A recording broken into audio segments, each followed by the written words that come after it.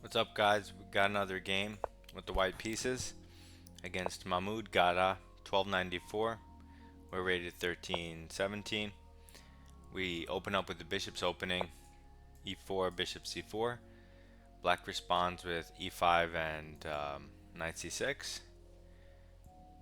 We bring our knight out, knight c3, developing towards the center. Black does the same thing, knight f6, countering towards the center. Now we solidify and close our pawn chain by going d3, which opens up the diagonal for our bishop.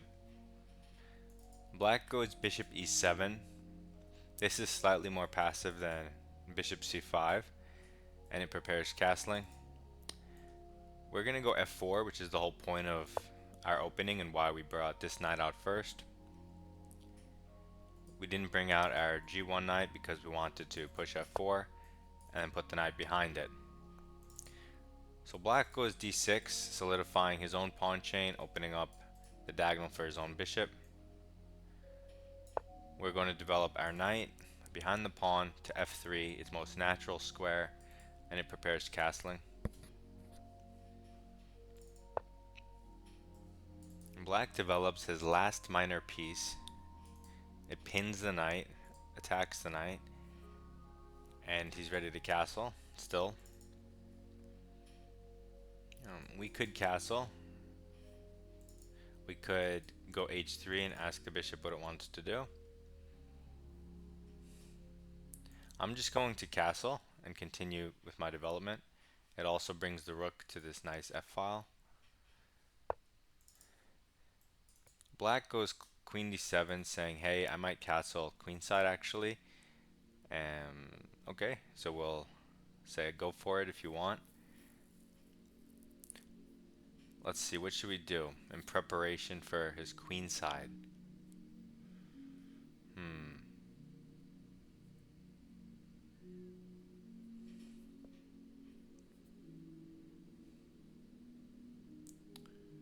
Well, for now, I'm just going to go f5. This cuts off the coordination between the queen and the bishop. And his bishop is now going to be forced to take the knight because it's going to be trapped if it doesn't. So he castles queenside. That's fine. So we don't really have a king to attack anymore on this side. So we'll have to change plans. But I think for now, we'll start with taking the bishop. I don't see a downside to it. So we'll force it by going h3. If he goes back, we trap it. So black takes our bishop. We now have to recapture. Should we take with the queen? Should we take with the rook?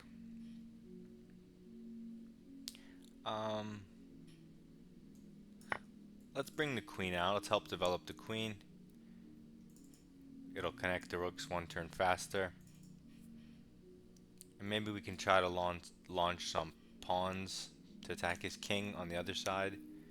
So black goes knight a5. What does this threaten? Threatens our light square bishop. This is technically our bad bishop. The thing is, it hangs a pawn. So while I don't mind giving up the bishop, I'm gonna take the pawn. I just want to see something. So he castles. Okay, yeah, so when he castled, one of the drawbacks to that move was it undefends his pawn. So you could have taken it then. I played h3. Yeah, I played h3, but you could have taken this pawn. So I'm going to take it now and correct my earlier mistake. And now maybe he'll hit it with a rook. And that would be a very bad move. As a matter of fact, his light squares are so weak because he gave up his light square bishop. Remember here when I forced his light square bishop to be traded for our knight? So that gave him light square weaknesses. My pawns are on light squares, my queen's on light, my bishop's on light, and so he goes d5. What does this threaten? To break open the center. What's the drawback? It doesn't address the light square weaknesses in his position, and he loses a queen. And the game is over. I didn't do anything special. He's gonna play on, but the thing is, he takes and it attacks my queen, but I get to take his queen with check, right? So it's a tempo move, so he doesn't get to take my queen. Now my queen is hanging, but I take the pawn. Now all trades are good for me because I'm up a queen. He brings his knight to the center. What does this threaten? Nothing. What's the drawback? Well, I'm up a queen, so that's probably good for me. Trading pieces is my easiest path to victory, probably. So let's develop my last minor piece while offering a peace trade. That can't be bad. And just make sure you don't fork anything. You know, the knight on a5 is terrible now, right? So he moves it to the side to get the bishop, but if you don't get the bishop, your knight is just offside. So he takes my bishop. I have to recapture. That's one more piece trade for me.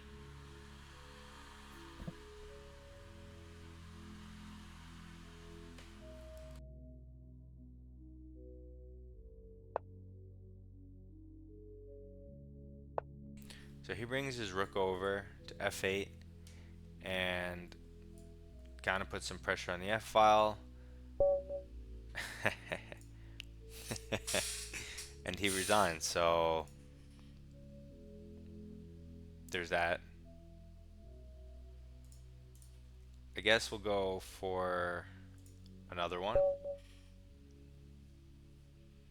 Again, we're going to open up with e4 and do the bishop's opening.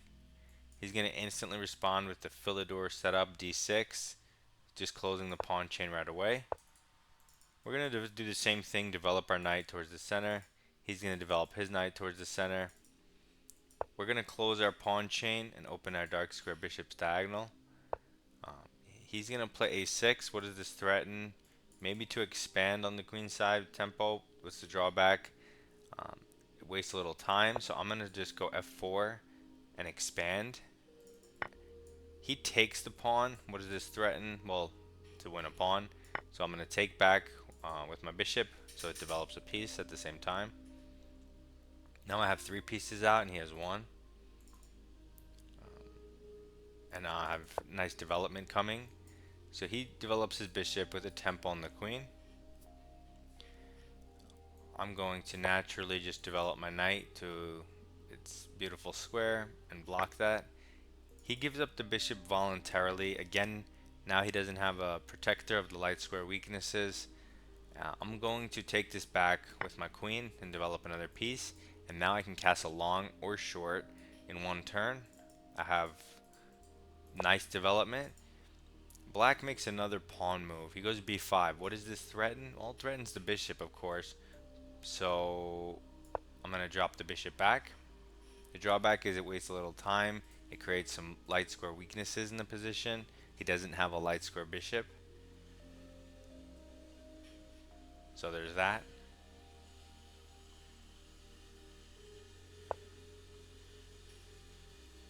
He develops his knight to d7. Hold on one second.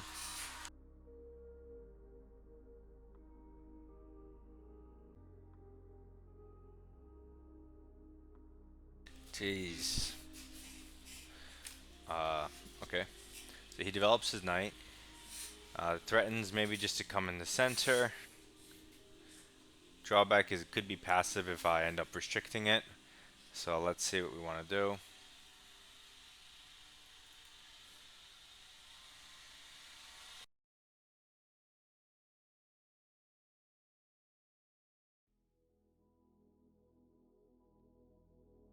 If we go here, he can jump his knight to the side. That's no fun. We're just going to castle short because I really just want to put the rook on the f file because there's no f pawn, so it's lined up with the queen and the bishop. Potential checkmates, so I'm thinking of bishop g5 next.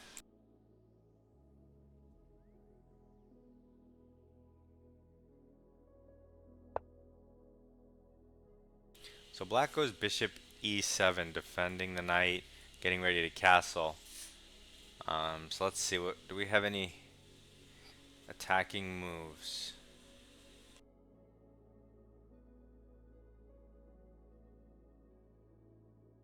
I guess we'll bring in another piece into the game. This knight's pretty bad where it is. So let's get it closer to his king side. If he takes, that will just help our bishop, and it will be on a nice diagonal, considering he cannot play c6 immediately. You could try to open this up, but then he's just going to castle, and that's not probably worth it. So you probably want to leave this bishop strong. It comes with a tempo on the rook. What?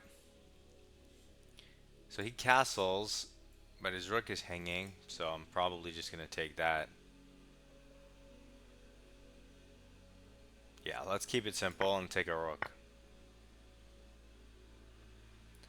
Now let's bring our last piece in the game to its square, most reasonable square, and then we can play e5 and open up the both rooks are open.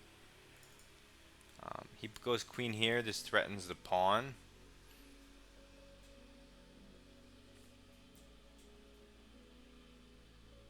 I mean, we could just go rook up and defend our whole second rank, so it's fully secure. Also can potentially double on either file. We're still ready to play e5 and threaten the queen. Sneak attack. He might not see it. And trades are good for us because we're up in exchange. We have a very active position. Black goes f5, trying to break open our center and open up the f file for his rook, staring at our queen and the other pieces.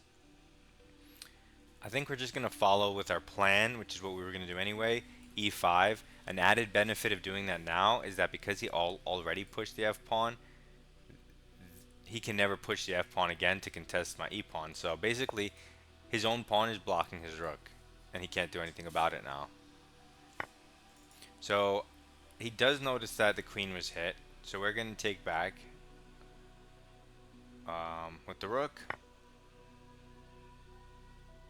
And now this pawn is hit. He takes it. We take back. We do end up giving up the bishop for the knight, but our rook gets active, so it's fine. Okay, he doesn't even take it. Instead, he throws in this check. Oh, that's a blunder. Because takes. So instead, I have to take the bishop. And now he takes here, and I have to give the exchange back. Because I moved too quickly. He doesn't take it, which is insane. Instead, he hits this pawn, threatens maybe this jump, but I'm just going to kick the knight because this jump doesn't look scary. He should have taken the exchange. I would have taken, and he could have tried to get a draw. So he moves the knight. What does this threaten? The rook. So I'm going to move my rook with a tempo on the knight and possible infiltration. Double attack.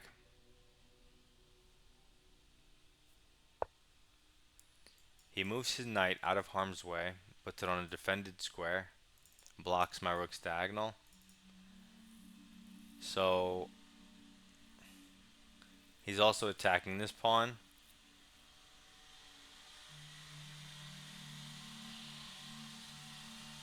I mean, you could definitely go active.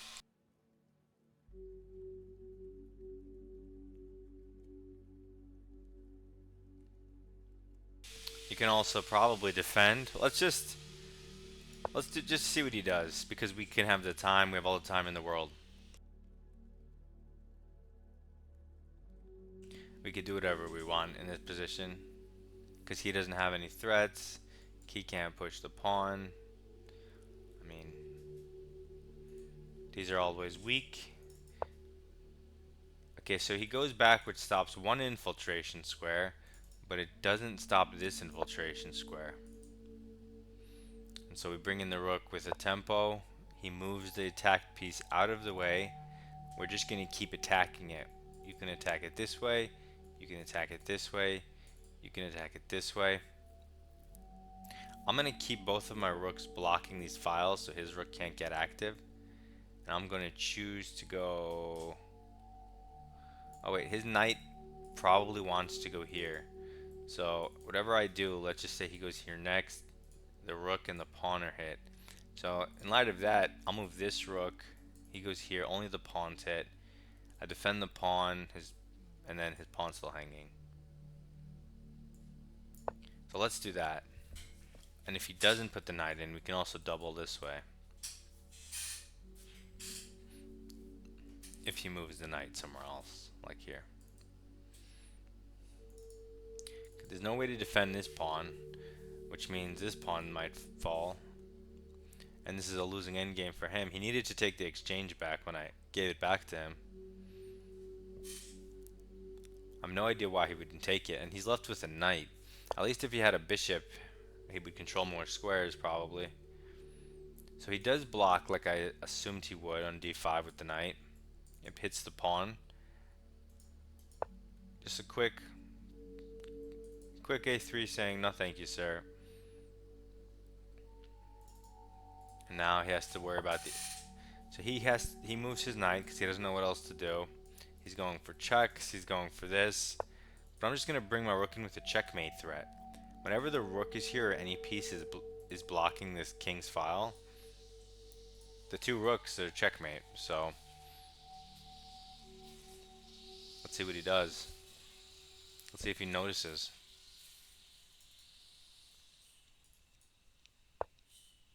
He does notice. He brings the knight back to defend.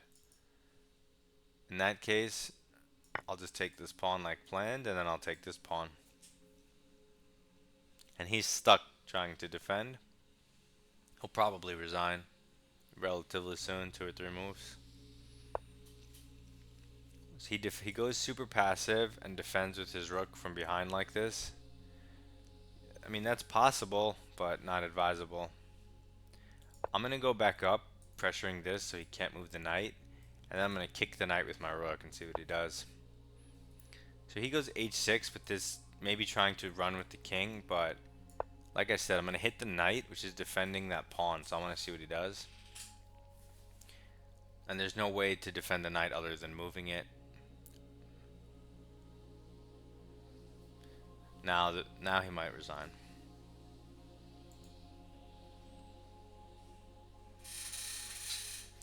So when I blundered back the piece, just how far back was that?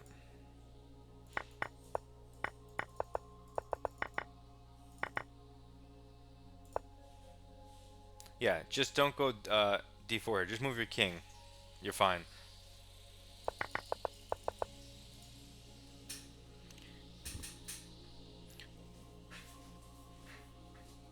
Wait. Did he move? Oh, he did move. He moved his rook to d8. Threatens a check, but it's not a checkmate because I can move my king here. Therefore, I'm going to take the knight and move my king up. He can give me another check, but that doesn't do anything. I just move my king again. He could take either pawn. But I'm up a full rook, so it should not matter.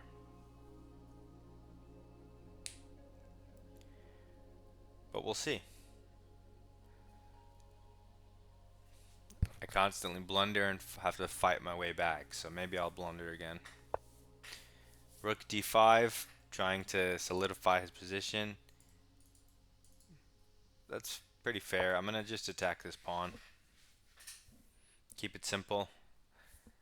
I could have taken here, but he gave me a check. I'm going to take that.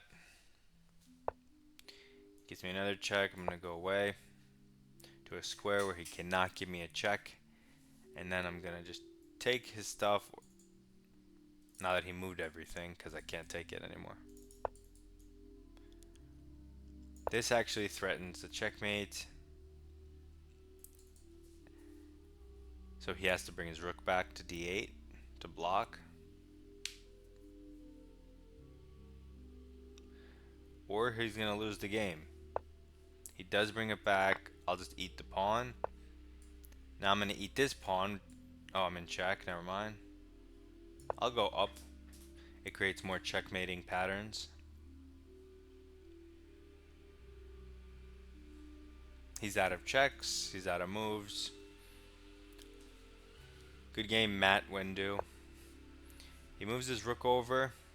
I'm going to take this rook, which sets up another checkmate threat. Gives me a random check.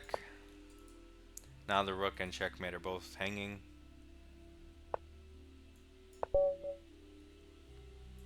And this is a checkmate pattern you should know if you do not know. Two rooks scissoring, beaming next to each other, always very strong. They control a ton of squares. So we win another one. Keep on climbing. Submit your rapid games. Goodbye.